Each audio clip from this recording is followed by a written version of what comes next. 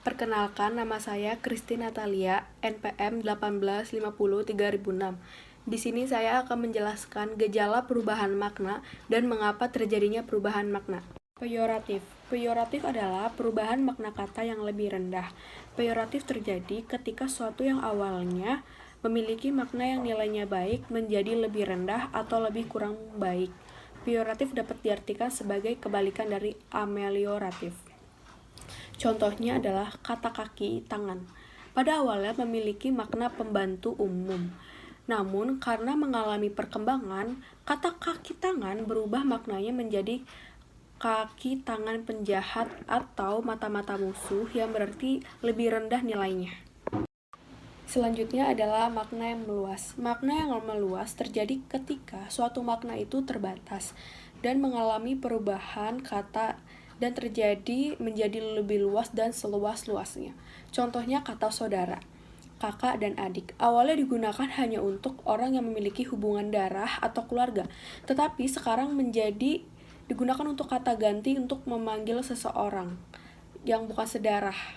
Selanjutnya adalah kata makna menyempit. Makna menyempit terjadi yang awalnya memiliki makna yang luas, tetapi karena ada perubahan makna, makna ini menjadi disempitkan. Makna menyempit ini adalah kebalikan dari kata makna meluas. Contoh, madrasah. Madrasah berasal dari bahasa Arab. Pada awalnya memiliki arti kata sekolah. Namun, dalam bahasa Indonesia, kata madrasah ini diperuntukkan untuk menyatakan sekolah agama Islam. Selanjutnya ada sinestesia. Sinestesia adalah perubahan makna yang terjadi antara dua indera. Misalkan, satu kata yang maknanya bertujuan untuk indera penglihatan menjadi ditujukan untuk indera perasa. Contoh, mukanya masam, senyumnya manis. Kata masam dan manis seharusnya mengalami pergeseran atau pertukaran makna untuk digunakan pada indera penglihatan. Selanjutnya adalah makna asosiasi. Makna asosiasi ini terjadi antara hubungan makna asli dengan makna yang baru terjadi karena adanya perubahan lingkungan pemakai kata. Contoh, kata cabut memiliki makna pencabut paku. Namun ketika berada di stasiun kereta api, makna kata cabut dapat berubah menjadi orang yang menjual tiket dengan harga tinggi. Secara sederhana, dapat dikatakan bahwa makna asosiasi ini terjadi karena berdasarkan lokasi pemakaian kata. Selanjutnya, saya akan menjelaskan terjadinya perubahan makna. Makna juga dapat mengalami pergeseran atau perubahan jika sikap dan penilaian tertentu pada masyarakat pemakainya. Nah, faktor penyebab perubahan makna adalah yang pertama, perkembangan dalam ilmu dan teknologi yang menyebabkan perubahan terjadinya makna. Contoh kata berlayar, yaitu dulu hanya digunakan untuk kapal dan perahu, tapi sekarang kapal menggunakan turbo, tetap kata berlayar digunakan untuk perjalanan di air. Yang kedua adalah perkembangan sosial dan budaya. Perubahan perkembangan sosial dan budaya adalah bentuknya yang tetap, tetapi perubahan konsep makna. Contohnya, kata saudara semula berarti seperut atau sekandung, tetapi sekarang digunakan untuk menyebut orang lain. Nah, ketiga ada perbedaan tanggapan. Contoh, kata bini lebih peyoratif. Peyoratif itu artinya nilainya merosot lebih rendah, sedangkan istri itu dianggap amelioratif atau nilainya dianggap lebih tinggi. Keempat ada akibat adanya proses gramatik, yaitu misalnya kata ibu akibat mengalami relasi gramatik dengan kota akhirnya tidak merujuk lagi pada kata wanita, tetapi tempat atau daerah. Sekian presentasi dari saya, dilanjutkan oleh rekan saya Alamsyah. Perkenalkan, nama saya Muhammad Sofyan Alamsyah, saya kelompok 11 dan saya akan menjelaskan tentang perluasan makna. Perluasan makna, pembatasan makna, dan perubahan fonem. Perluasan makna terjadi pada kata-kata antara lain saudara, bapak, ibu. Jadi itu bisa disebutkan menjadi bapak, ibu, atau bisa menjadi panggilan lain. Bapak itu bisa menjadi laki-laki tua, ibu itu bisa menjadi perempuan tua. Jadi bukan sekedar hanya ke ibu kita, ke bapak kita, itu bisa menjadi perluasan makna gitu. Dan selanjutnya ada pembatasan makna. Apa yang disebut pembatasan makna? Makna kata dapat mengalami pembatasan atau makna yang dimiliki lebih terbatas dibandingkan dengan makna semula. Kata dengan bentukan baru hanya mengacu kepada benda atau peristiwa yang terbatas, khusus. Misalnya, ahli, ada dokter ahli, ahli penyakit, ahli bedah, itu dibatasi dengan kata ahli gitu.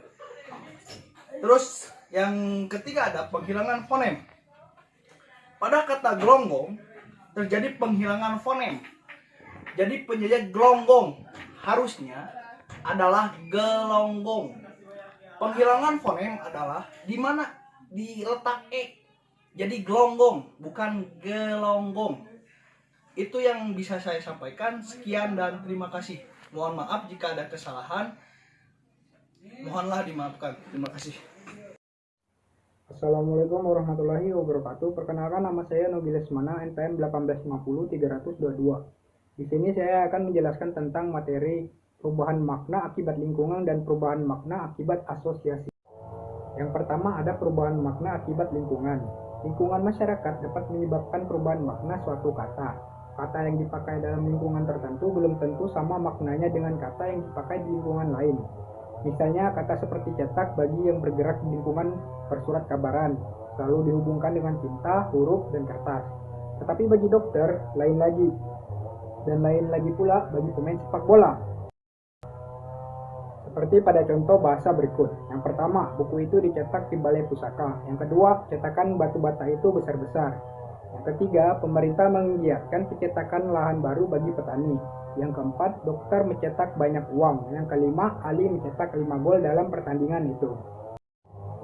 Selanjutnya adalah perubahan bahasa akibat asosiasi. Asosiasi adalah pergeseran makna contoh kata dasar yang terjadi karena kata tersebut dianggap mirip dengan benda lain.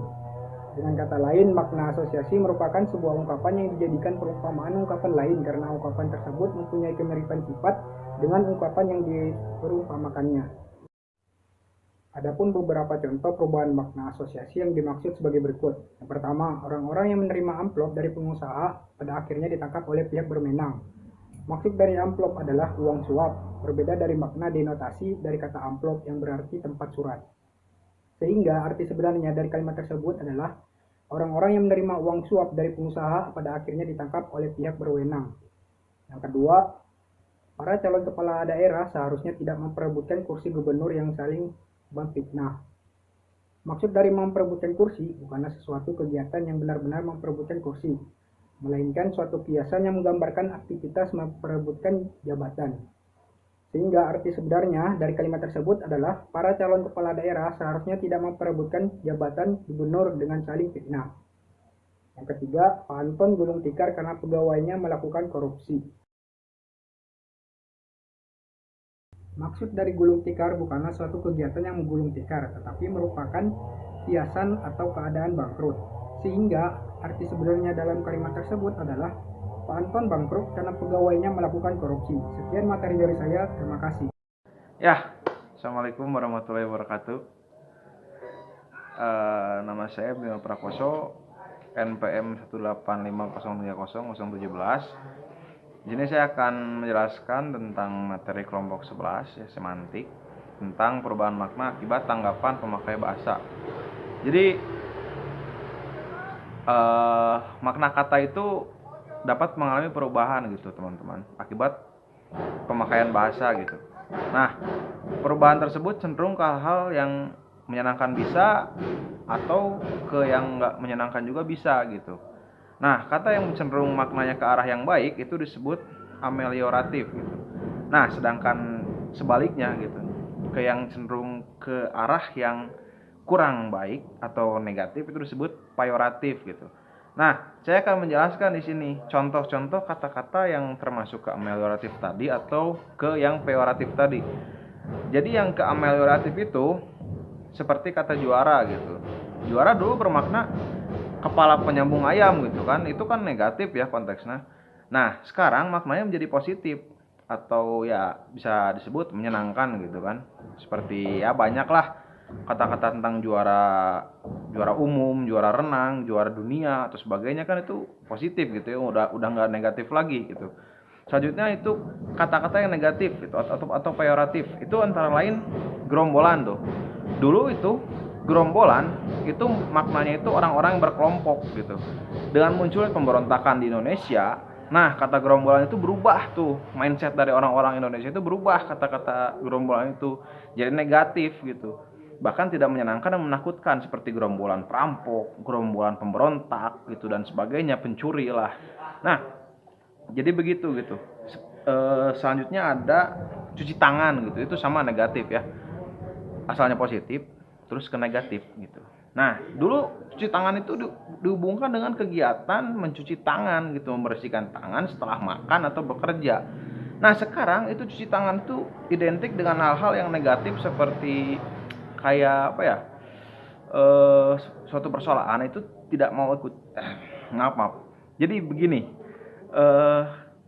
seperti contoh nih kalimatnya ya, dia mencuci tangan dengan menjelekkan kawannya sendiri dalam persoalan itu. Nah itu suatu apa ya, kayak ibarat lah cuci tangan itu. Jadi sudah bukan cuci tangan seperti ini ya, tapi cuci tangan untuk membersihkan nama gitu, atau sebaliknya dengan perbuatan-perbuatan yang negatif gitu. Nah itu suatu hal yang buruk gitu kan.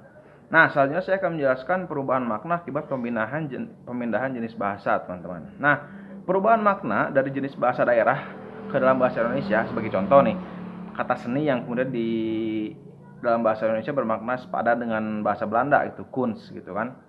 Bila kita melihat makna kata seni itu berarti halus, atau yang kedua air seni atau air kencing gitu. Nah banyak nih yang berpikiran jadi menyebabkan ambigu gitu kan. Jadi seni itu bisa berupa sesuatu mahakarya atau bisa juga air seni gitu, atau air kencing gitu. Nah jadi banyak sekali makna-makna gitu yang terkandung dalam satu kata gitu dalam bahasa Indonesia, teman-teman.